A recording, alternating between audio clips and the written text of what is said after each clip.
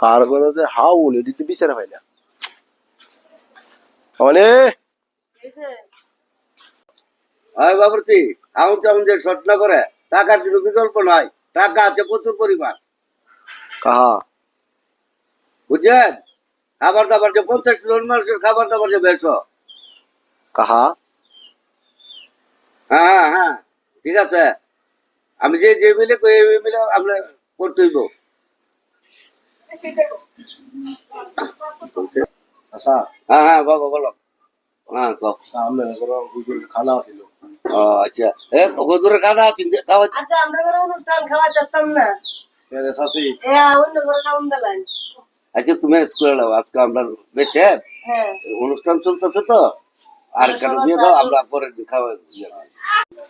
জীবন ভাই কে ভাই? এই জীবন ভাই কে ভাই?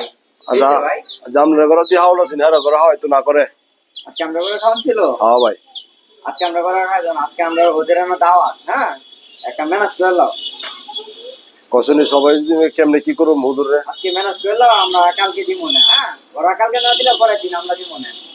আচ্ছা আমাদের সমাজের ভদ্রলোকগুলা হুজুরের খাবার নিয়ে টানা হেঁচড়া করে ওই ঘর থেকে ওই ঘরে, ওই ঘরে না ওই ঘরে, অথচ সবাই ভালো মন্দ খায়, হুজুরে খাওয়াতে গেলে শর্ট পড়ে। এটাই আমাদের ভদ্র সমাজ, কি আর বলার, কিছুই করার নেই।